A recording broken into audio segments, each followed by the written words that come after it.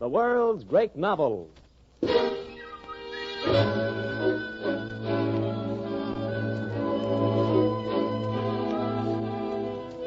Universally acclaimed as one of the superb tales of the sea is the story of a great white whale and of Captain Ahab's fatal monomania in pursuing it.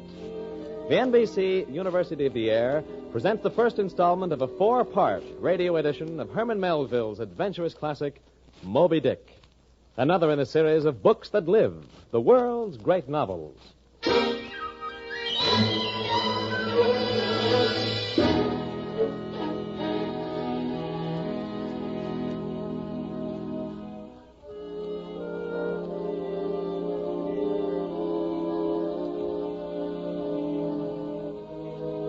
Call me Ishmael, mateys.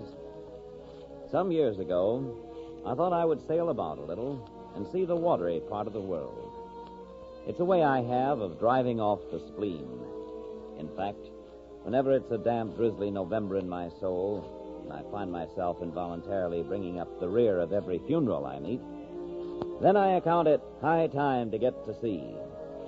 So, when I felt a lure to go on a whaling voyage, I stuffed a shirt or two into my old carpet bag and, setting out for Nantucket, reached there on a Saturday night in December.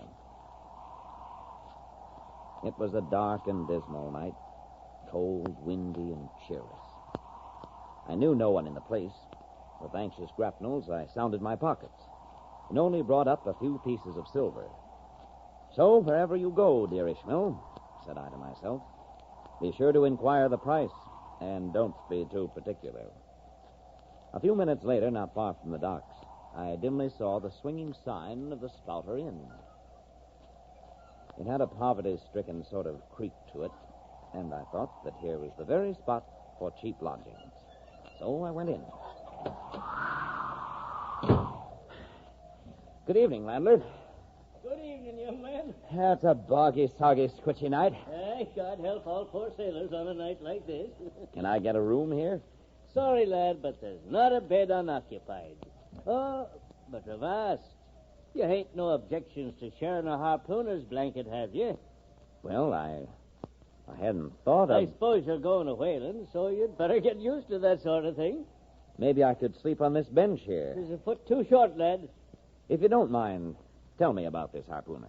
Well, he's a dark-complexioned chap. Eats nothing but steaks and likes some rare.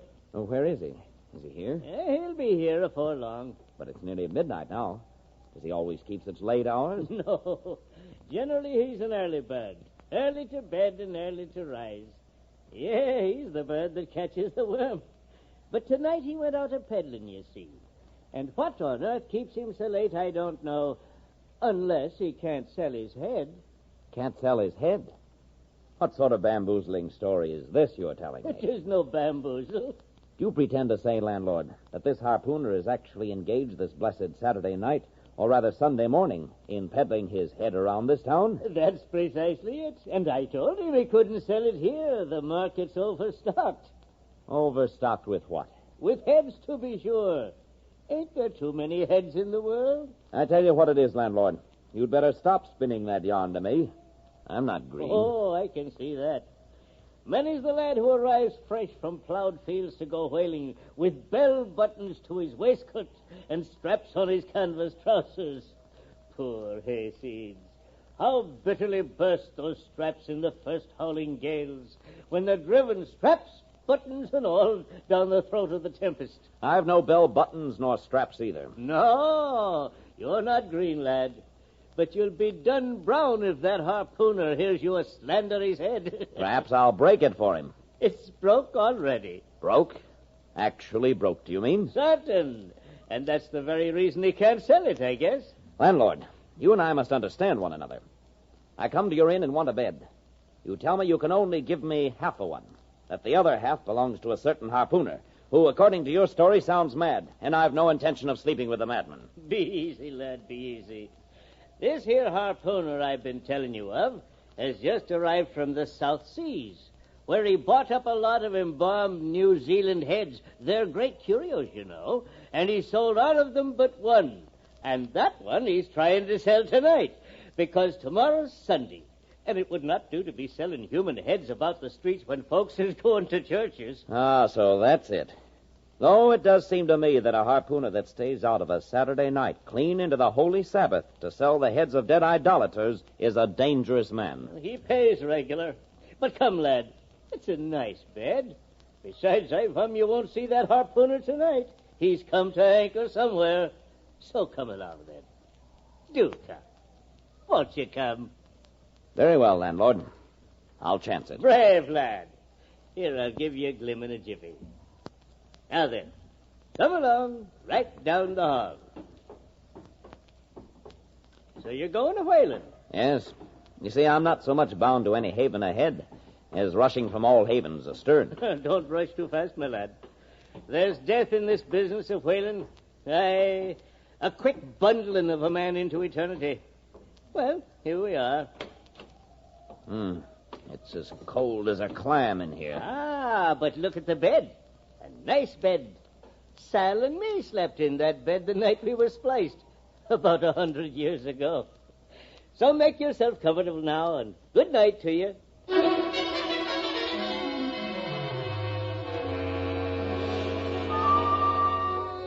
Thinking of the head-peddling harpooner, I undressed. Then, blowing out the light, I tumbled into bed, commending myself to the care of heaven. I had barely fallen asleep when suddenly I heard a heavy footfall in the passage.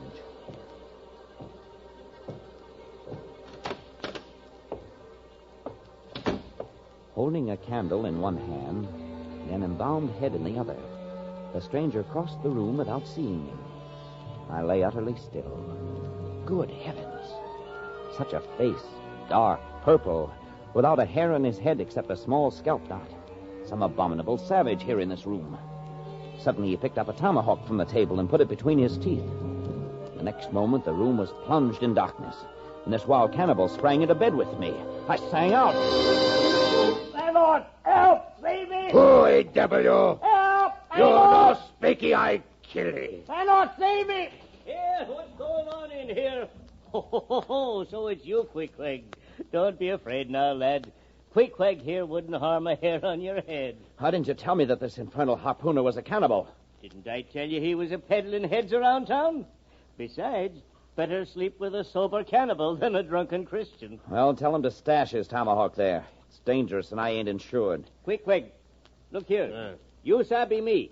I sabi you. This man sleepy you. You sabi? Me sabi plenty. And he don't like that tomahawk neither. Put it on the floor. There.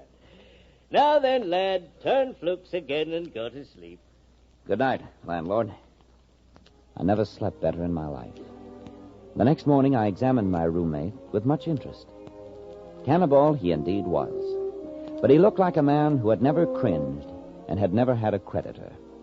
After breakfast, we had a social smoke together and were soon cronies. He made me a present of his embalmed head, then drew out $30 in silver, divided it, and made me take half. From that hour I clove to Queequeg like a barnacle, yea, till poor Queequeg took his last long dive. Learning from the landlord that the whaling ship the Pequod was up for a 3-year voyage, Queequeg and I sauntered down to the wharf, picking our teeth with halibut bones to take a look at her. There she is, Queequeg, painted on her bow, the Pequod. Me see him. Weather-stained in the typhoons and calms of 4 seas. A noble craft, but somehow a most melancholy. All noble things are touched with that. Him captain on quarterdeck. Let's go and talk to him. Me stay here. Quaker by the looks of him. Wait for me here a minute.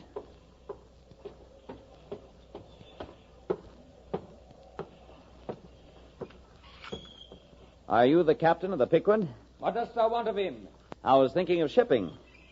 Oh, thou wast thou? I see thou art no Nantucketer. Ever been in a smashed whaleboat? No, sir, I never have. Dost know nothing at all about whaling, I dare say, eh? Nothing, sir, but I have no doubt I shall soon learn. I've been several voyages in the merchant service, and I think Dost see that leg? I'll take that leg away from thy stern if ever thou talkest of the merchant service to me again. Merchant service, indeed, flames and flukes. What makes thee want to go a-whaling, eh? Have a mind for it. Why? What takes thee a-whaling? I want to know what before I think of shipping ye. Well, sir, I want to see what whaling is. I want to see the world. Want to see what whaling is, eh? Have you clapped eye on Captain Ahab? Who is Captain Ahab, sir? Aye, I thought so. Captain Ahab is the captain of this ship. I thought I was speaking to the captain himself. Thou art speaking to Captain Peleg. That's who you are speaking to, young man. I am part owner, and it belongs to me to see the Pequod supplied with all her needs, including crew. Yes, sir. So you want us to know what whaling is, eh? Now clap eye on Captain Ahab, young man, and thou wilt find that he has only one leg. What do you mean, sir? Was the other one lost by a whale? Lost by a whale? Young man, it was devoured, chewed up, crunched by the most terrible sperm whale that ever chipped a boat. So now I've given thee a hint about what whaling is. Do ye yet feel inclined for it? I do, sir. Very good. Now, art thou the man to pitch a harpoon down a live whale's throat and then jump after it? Answer quick. I am, sir. Good again. Now then, you also want to go in order to see the world. Was not that what you said? Yes, sir. Turn around and take a peep over the weather bow and tell me what you see there. Well, what's the report? What do you see? Not much. Nothing but water. And there's a squall coming up, I think. But can't you see enough of the world from where you stand without wishing to go around Cape Horn? No, sir. I mean, the Pequod seems to me like a fine ship, and I want to go along. Then thou mayst as well sign the papers right here and now. I shall put you down for a 275th part of the clear net proceeds of the voyage. That's not much, sir. Not much? Why, with luck, it'll pretty nearly pay for the clothes you wear out on it. Not to speak of 3 years' beef and board, for which you won't have to pay one stiver. Another thing, sir. I have a friend with me who wants to ship out, too. Ah. Has he ever whaled it any? Killed more whales than I can count, sir. He's a harpooner. Now, there he is now, Captain. Call him. Oh, Queequeg! Queequeg, come here! Meanwhile, young man, you can sign right here. Excuse me, sir, but where can Captain Ahab be found? What dost thou want of Captain Ahab? Before signing the ship's papers, perhaps I ought to see him. He won't always see me, so I don't suppose he will thee. He's in his cabin. But you like him well enough. No fear, no fear. He's been sick, but he'll be all right again before long. He's a grand, ungodly, godlike man, Captain Ahab is. Doesn't speak much, but when he does speak, then you may well listen. Yes, sir. Great hunter of whales, and good to his crew. But mark ye, be forewarned. Captain Ahab's above the common. Ahab's been in colleges, as well as among the cannibals. Been used to deeper thoughts than the waves. Fixed his fiery lance in mightier, stranger foes than whales. He ain't a mere man like me. He's Captain Ahab, boy. And Ahab of old, thou knowest, was crowned a king. And a very vile one, sir. When that wicked king was slain, the dogs, did they not lick his blood? Never say that aboard the Pequod, lad. Never say it anywhere. I warn thee. I know Captain Ahab well. Sailed with him as a mate once. He's a good man. Not a pious good man, but a swearing good man. You understand? Yes, sir. He was never very jolly. And on the passage home, he was out of his mind for a spell. But it was the sharp shooting pains in his bleeding stump that brought that about, as anyone might see. And ever since he lost his leg by that accursed whale, he's been moody, savage. But 'twill pass. And I assure thee, young man, better to sail with a moody good captain than a laughing bad one. What? This your ship, mate? Yes, sir. Queequeg. I'll have no cannibals aboard this craft. What do you mean by that, Captain Peleg? He's a member of the church. Oh, thou art skylarking. What church? Answer me. I mean, sir, the same ancient church to which every mother, son, and soul of us belong. What? The great congregation of this whole worshipping world. We all belong to that. Only some of us cherish some private ideas, not touching the one great belief in God. In that, we all join hands. Young man, I never heard a better sermon. I say, Quahog, or whatever your name is, you're carrying your own harpoon, I see. Did you ever stand in the head of a whaleboat? Did you ever strike a fish? Captain, you see him small drop tar on water there? You see him? Yes. Suppose him one whale eye. Watch. You hit it. And if that had been a whale, he'd been a dead one. Here, quick. Dost thou sign thy name or make thy mark? Me make a mark. Excellent. There. And now, young man, you may sign just beneath. Yes, sir. That's it. Now, gentlemen, you are both members of the crew of the Pequod. There's no telling how soon the vessel will be sailing, so get your gear aboard by night. And may the Lord have mercy on you.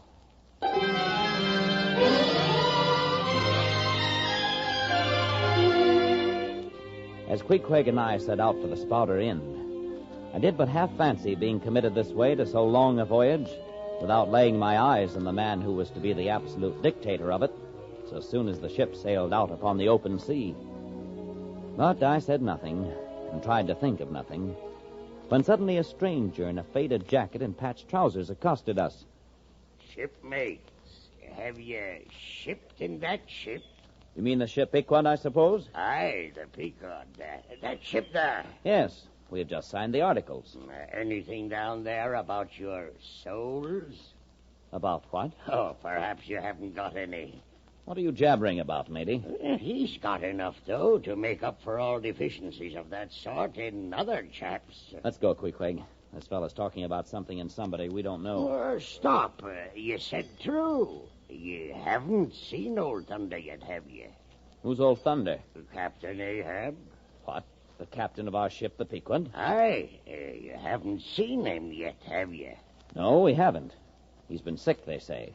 But he'll be all right again before long. Oh. All right again before long. Looky, when Captain Ahab is all right, then this maimed left arm of mine will be all right. Not before. What do you know about him? What did they tell you about him, huh? Say that. That he's a good whale hunter and a good captain to his crew. True enough. But did they also tell you about his losing his leg last voyage, according to the prophecy? My friend, if you're speaking of Captain Ahab, of that ship there, the Pequod, then let me tell you that I know all about the loss of his leg. All about it, eh? Sure you do? All? Pretty sure. Oh, and so you've shipped, have you? Names down on the papers. Well, what's signed is signed, and what's to be will be. Aye, some sailors or other must go with him, I suppose. God pity him. Morning to you, shipmates. The ineffable heavens bless you. I'm sorry I stopped you. Look here, friend. If you have anything important to tell us, out with it. I like to hear a chap talk up that way. You're just the man for him. The likes of you both. You can't fool us, mister. It's the easiest thing in the world for a man to look as if he had a great secret in him. Morning to you, shipmates. Morning. Morning it is. Come along, Queequeg. And incidentally, matey, what's your name? Elijah. You're a humbug, Mr. Elijah. A humbug? So I thought at the time, little knowing. Well, we had not gone 100 yards when, chancing to turn a corner and looking back, who should be seen but Elijah following us. As we turned into the inn, however, he passed on. But that night, as we approached the ship in a heavy fog, I thought I saw figures like phantoms ahead of us. There's some sailors running ahead along the wharf, if I see right. We'd better hurry, Queequeg. Oh, that's there. Huh? Going aboard? Oh, so it's you again, Mr. Elijah. Going aboard after all, be you? Elijah, we're going to the Indian and Pacific Oceans, so we can't hang around chinning with you. He's cracked, Queequeg. Come on. Wait. Did you see anything looking like men going towards the ship ahead of you a minute ago? 4 or 5 men. It was too dim to be sure. Dimmer than you'd think. Just see if you can find them now, will you? Why, they're aboard the Pequod. Oh, sure of that, are you? Well, goodbye to you. Shan't see you again very soon, if ever.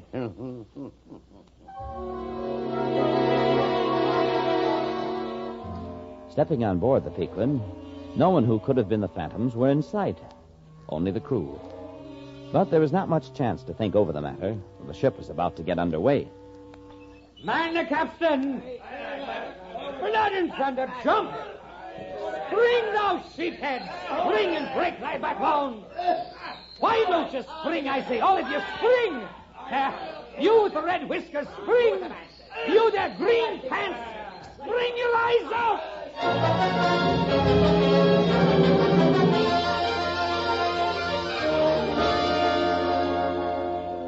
At last, the anchor was up, the sails were set, and off we glided.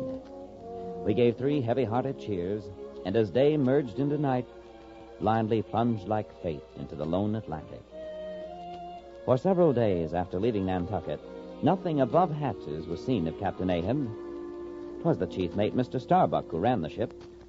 I will have no man in my boat who is not afraid of a whale. My first vague disquietude touching the unknown captain became almost a perturbation. And then one twilight, I caught sight of a man pacing the quarter-deck with a barbaric white leg made from the polished bone of a sperm whale's jaw. Unconsciously, I shrank back out of sight, and further along I saw the mate approaching him.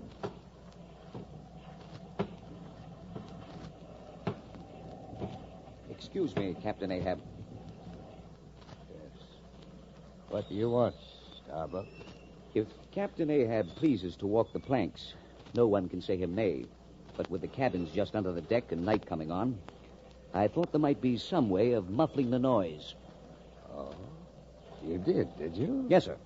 A globe of tow on that ivory leg would... Am I a cannonball, Mr. Starbuck, that you would ward me in that fashion? Go thy ways, I had forgot. Below to thy nightly grave, where such as ye sleep between shrouds. I hope you don't think, sir... Down, dog, and kennel. I'm not used to be spoken to that way, sir. I do but less than half like it, sir. Avast. I will not tamely be called a dog, sir. Then be called 10 times a donkey and a mule and an ass. And be gone, or I'll clear the world of you. Yes, sir. Wait. Send everybody aft here. Sir? Do as I say. Send everybody aft. You up there, mastheads. Come down. When the entire ship's company were assembled, with not wholly unapprehensive faces, Captain Ahab eyed us in silence. Then suddenly he cried out, What do you do when you see a whale, men? Good. And what do you next, men? Flying after him! You with the red beard, what tune is it you pull to? A dead whale or a stove boat? That's the spirit.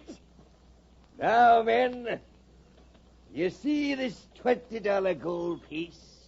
Aye, you see it? Aye. Going to nail it to the mainmast. And so whosoever of you first sights a white whale with a wrinkled brow and a crooked jaw, he shall have the gold. Skin your eyes for him, men. Look sharp for white water. If you see but a bubble, sing out. Could this white whale ye seek be the one they call Moby Dick, sir? Aye, Mr. Starbuck. It was Moby Dick that dismasked me. Moby Dick that brought me to this dead stump I stand on now. Aye, and I'll chase him round Good Hope and round the Horn and round Perdition's flames before I give him up. That's what you've shipped for, men. To chase that white whale on both sides of land and over all sides of earth till he spouts black blood and rolls thin out. What say you, men? We're the lads to hunt down the whale. And I say, Captain, that to chase and point lances at such an apparition as Moby Dick is not for mortal man. All who have attempted it have been torn into a quick eternity. The prophecy was that I should be dismembered. And I lost this leg. But I now prophesy that I will dismember my dismemberer. Death to Moby Dick! And may God hunt us all if we do not hunt Moby Dick to his death.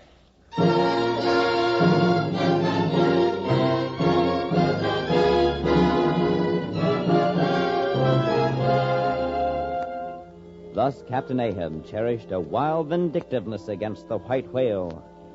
All evil to him seemed visibly personified in Moby Dick. He piled upon the whale's white hump the sum of all the rage and hate felt by mankind from Adam down. And then, as if his chest had been a mortar, he burst his hot shell upon it, dragging us helplessly after him.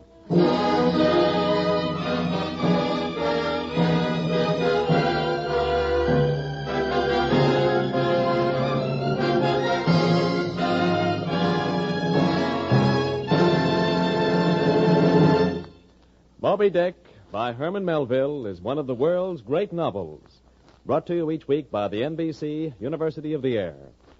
Next week, this program will not be heard, but the week following, listen to the second episode from Moby Dick.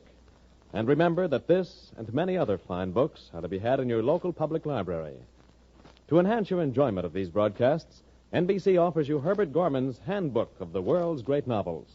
Just send 25 cents with your request to World's Great Novels, Post Office Box 30, Station J, New York 27, New York.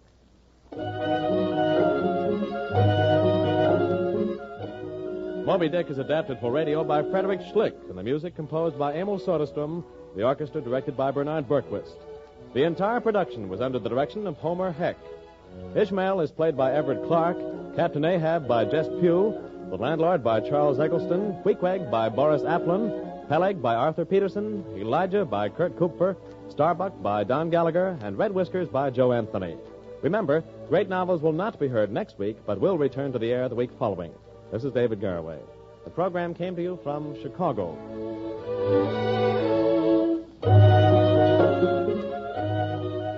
The war is not yet over for many of our men in uniform, and so the USO must and will continue to make life pleasanter for them.